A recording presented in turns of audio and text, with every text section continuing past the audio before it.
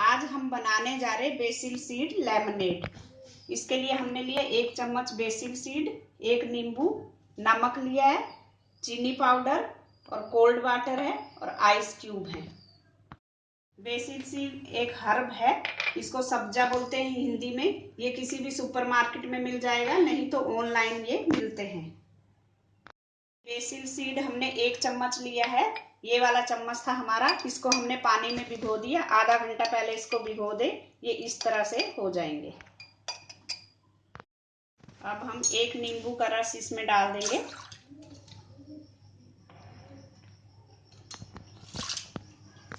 थोड़ा सा नमक और इसको घोल देंगे इस तरह से। अब इसमें हम बेसिल सीड डाल देंगे।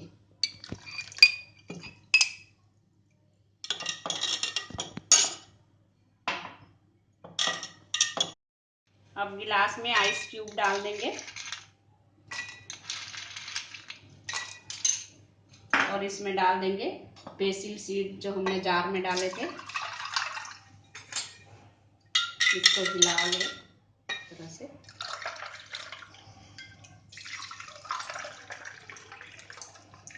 ये हमारा वेट लूज करता है और सेहत के लिए बहुत ही अच्छे होते हैं, ज़रूर ट्राई करके देखें। और अब इसमें डाल देंगे चीनी पाउडर। अगर आपको डायबिटीज़ है तो आप चीनी ना डालें, नमक वाला भी अच्छा लगता है ये। हमारा बेसिल सीड लेमनेड पीने के लिए तैयार है।